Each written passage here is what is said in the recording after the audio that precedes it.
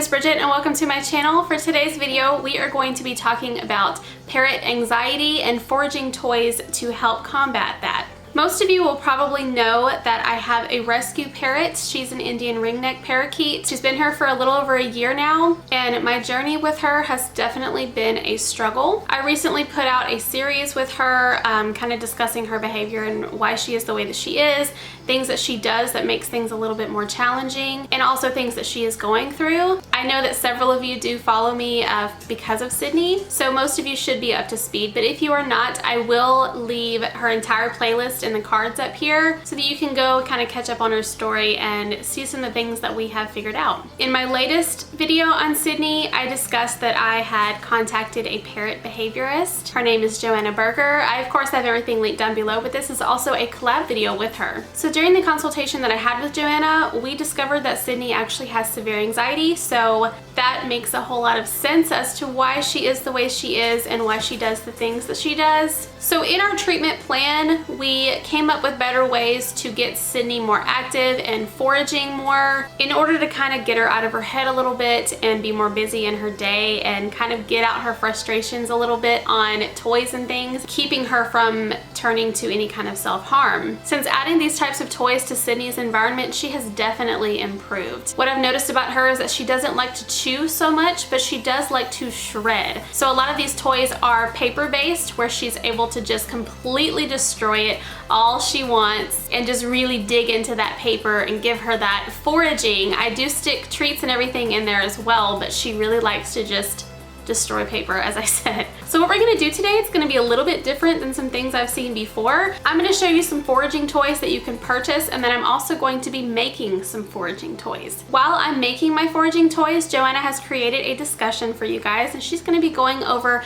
foraging and enrichment in general and why it is so important for birds. So I'm not gonna go into complete detail as to what I'm doing while I'm making the toys because it is pretty self-explanatory. I just want you guys to see what I'm doing and how I make these toys, but I also want you to really focus on what Joanna is talking about, so that if you have a bird with a similar situation to Sydney's, or just any bird in general that just needs a little bit more enrichment in their life, she definitely touches on some important topics. So I want you guys to listen because she definitely knows what she's talking about. So first up, we're just gonna be talking about some foraging toys that you can purchase for your bird. If you wanna skip over this part and just go straight to the DIY and Joanna's speech, I'll leave a time right here for you to go skip to that. But I'm gonna show you some things that you can buy that are actually pretty important. So when it comes to foraging toys for birds, you'll often see things like this. They're typically woven with natural fibers like this, or they can sometimes be wrapped around leather like this. This is also natural leather. Something like this, it's pretty big. It gives them a lot of like elements like this that they can chew into, and then it's filled with paper that they can just rip out.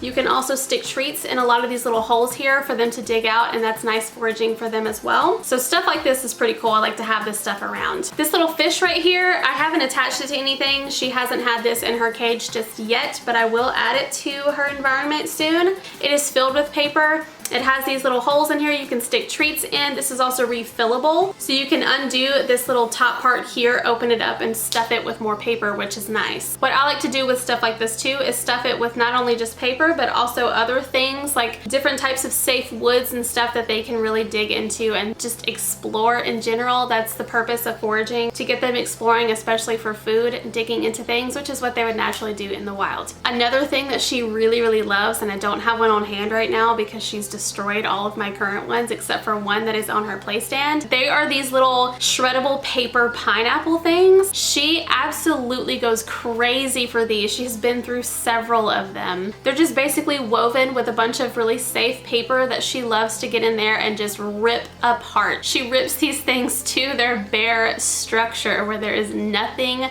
left but the actual shape of the pineapple. So the last thing that I want to show you is not necessarily something foraging like where they can dig into something or shred something, but it does give them that foraging opportunity and that chewing opportunity to destroy a food type of item. So this is actually a parrot kebab, and what you do is you just add random food items, whatever you have in the kitchen that is safe for them, of course, and you just stick them on the kebab and you hang it in their cage and they go crazy. Sydney goes crazy over this thing. So I do think that this kebab situation is pretty important because it still gives them that opportunity to to shred into something while also giving them some nutrition. Okay, so now that we've gone over some of the things that you can buy when it comes to foraging toys for your birds, now we're going to talk about the DIY foraging toys. Like I said, I'm not going to go through details as I'm making them as to what I'm doing. It's kind of self-explanatory. You can just watch and listen to Joanna speak. But basically, yes, you can buy a lot of these things and they're great, but I personally think it's fun to customize them and add in things that you know your bird really likes. And I also want to show you and share with you that it's not very expensive to do so. A lot of parrot toys on the market can be pretty pricey. Birds are going to destroy when you buy a toy and it lasts for literally 48 hours. You can't really get mad at that. I know that it's pricey to do something like that and continue to buy things that they're just going to destroy, but that is really the point. So having a bird is definitely very expensive when it comes to toys. So these DIY toys that I'm making, what I like about them is that their base is something that's reusable. You basically just take the same product and you refill it with random things. And the things that I've purchased are relatively inexpensive. A lot of them came from cheap craft stores. You can get a lot from the dollar store, and you just fill it up as it becomes empty and destroyed. I personally love all of these toys, and Cindy does too. I've already remade a couple of them for her in different ways and she loves that. So the foraging toys I'm going to be making today, you're going to see me make a foraging bucket, a foraging tray, a foraging ball, and another, I don't really know what to call it. It's foraging, but it is using a corn holder for squirrels. I know that it's random, but it really works and she loves this thing. So you can find something like that just at any like feed store. You can put it outside for squirrels, other birds, stuff like that. And it's basically, it's the shape of a cob of corn. And instead of putting corn in it, I fill it with paper and toys, and she loves it. Like I said, all of these things are customizable. These are what I have made. I'm hoping that it gives you inspiration to make similar toys for your birds. So now we are going to go ahead and get started. I'm going to go through each toy that I am making, and I hope that you guys enjoy Joanna's discussion as I'm making these toys. It is very, very important. I want to stress that to you. Please listen to what she has to say, and I hope that you enjoy these DIY foraging parrot toys. Hello, my name is Joanna Berger. I have a Master's of Science in Applied Animal Behavior and Animal Welfare, and I am a clinical animal behaviorist. I mainly work with parrots, and I provide remote behavior consultations for pet parrots over Skype and FaceTime and other video chat software, and help parrots who have behavior problems, but I also provide consultations to help parrot guardians create enrichment for their birds. So I did my master's dissertation on the topic of parrot enrichment, and I'm going to talk to you about why enrichment is so important for parrots. So enrichment is a process of altering the environment in which an animal is living so that the animal is able to perform their natural behaviors that they would be able to perform in their natural habitat, but those behaviors might be restricted by the captive setting. If we talk about a bird who is spending a lot of time in a cage, that is very, very different than if a parrot is spending time in the wild and flying across a huge rainforest, climbing trees, searching for fruits and nuts, digging to get to roots to eat, tearing bark off of trees, chewing on that, interacting with a flock socially. All these behaviors are very active. They take up a lot of time and energy each day. They involve a lot of problem solving. A bird would be, spending a lot of time searching for food and finding food. It is said that wild parrots on average spend the majority of their day searching for food. It's also been said it's about 70% of the day is spent foraging, which is the process of searching for finding food and then eating it. So that takes up a lot of the wild parrot's day. In a home setting, a bird may be very inactive. They may not have to search for their food because it's just provided in a kind of boring dish, always in the same place each day. There might not be much problem solving going on regarding finding food. If the bird doesn't have toys and items in the cage to chew, that can be really frustrating for the bird. We do see a lot of parrots suffer from mental health problems in captivity, and some of the symptoms of those problems are abnormal repetitive behaviors like pacing, repeating the same exact behavior over and over, chewing on feathers and pulling out their own feathers, and self-harming, which is like chewing through their own skin and muscle and causing serious physical harm to themselves. And we also see parrots who get really depressed and inactive, and instead of pulling out their feathers or harming themselves, they just sit still and really shut down. And those birds are thought to have the very worst welfare, and they are suffering. Feather picking is common in captivity, and not only does it mean that your bird will lose their beautiful feathers because they'll pull them out, but it means that the bird is using the behavior of pulling out a feather as an outlet for their natural instinct of chewing. So parrots have huge, big hookbill beaks that have evolved to tear open fruit to get to the seeds inside, to crack open nuts, to dig and to chew.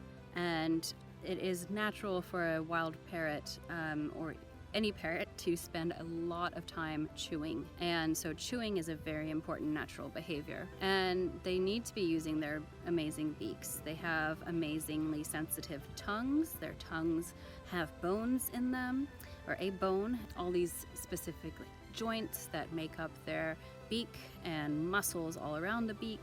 And that really kind of defines what a parrot is. And they've evolved to have these abilities because they have to get their food in the wild, and that involves all this chewing and tearing and pulling seeds out of fruits. So if they aren't able to have objects to chew and they aren't searching for food, they can get really bored and frustrated, and they can end up chewing on themselves because there's no outlet for the chewing behavior to occur. So it's just going to occur somehow, and then it occurs on the bird's body. It can then become an addictive habit because pulling a feather out relieves stress temporarily. And that happens because there's a little jolt of adrenaline that occurs as the parrot experiences that pain of the feather coming out. Or if they're self-harming and actually chewing themselves, they feel the pain of when the beak bites their own flesh. So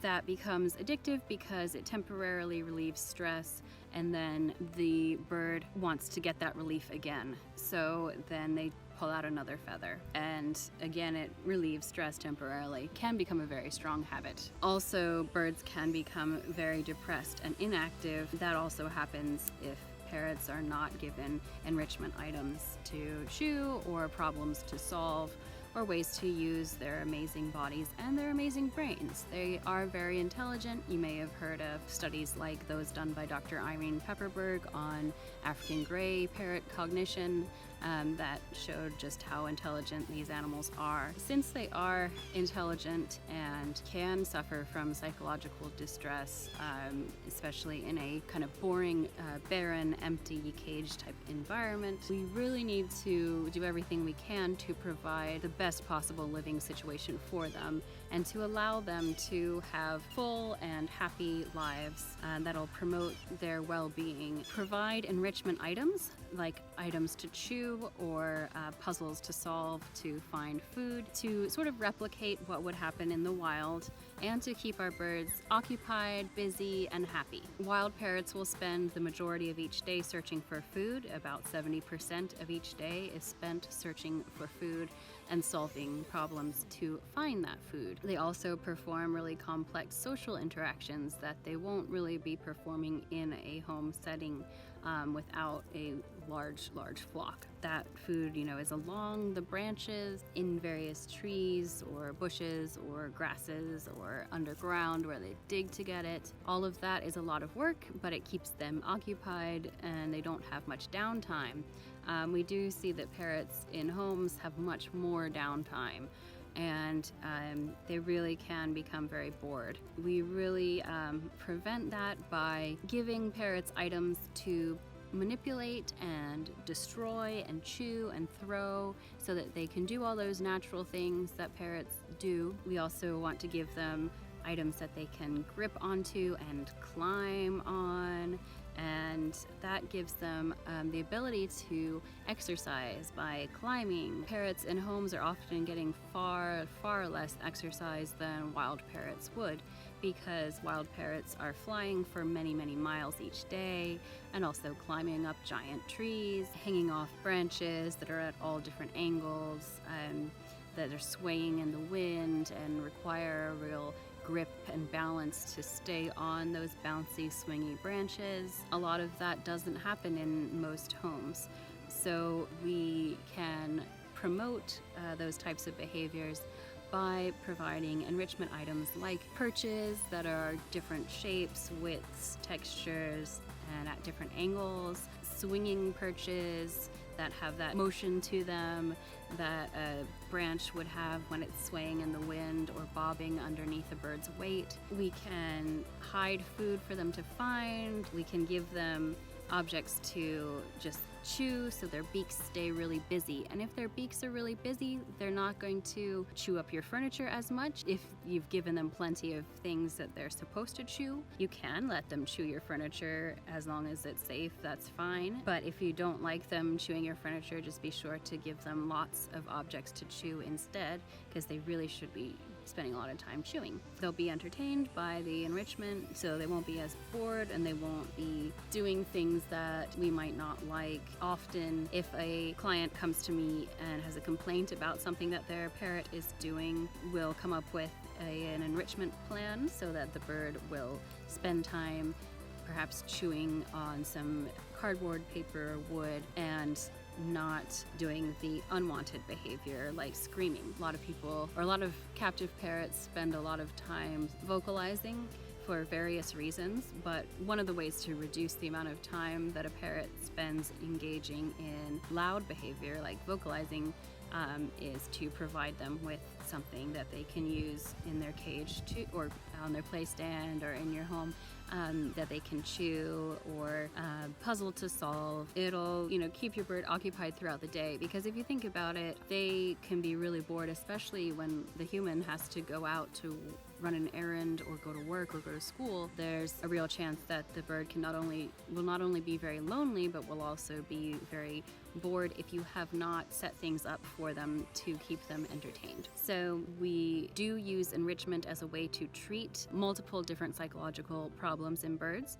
So even if a bird has been rescued and was rescued from a really neglectful situation, and I have heard horror stories of birds being locked in very small cages for many years, sometimes in really barren environments with nothing to keep them entertained. I had a client whose bird was rescued from a situation where the bird was in a closet for like a decade in a tiny cage, and I guess was being given enough food and water to survive, but it was a really bad situation. So now this bird has some issues that came from that, and it is a great idea to work with a parrot behaviorist, and you can definitely schedule an appointment with me. I do appointments, like I said, over Skype, FaceTime, or other video chat software, and I do have openings and would love to do one-on-one consultations to address your individual bird, because every bird is an individual. But overall, I do recommend enrichment in general. It will be a very important part of treating behavior issues that you may be concerned about, or psychological issues that your bird has. So enrichment is definitely going to be a key component to treating those issues. We also will talk about training, different types of behavior modification if you do the consultation with me, but enrichment is extremely important. So I'm glad I've had this chance to talk a little bit about that and introduce you to reasons why enrichment is very important for pet birds. Thanks for watching. Bye.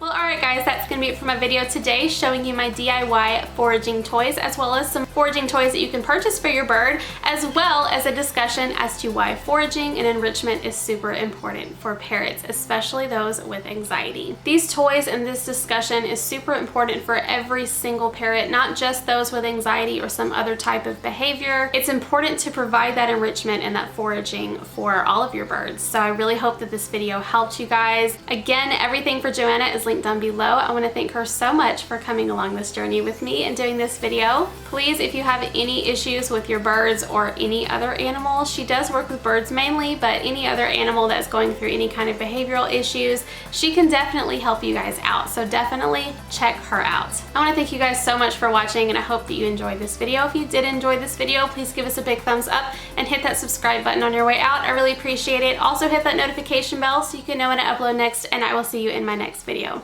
Bye!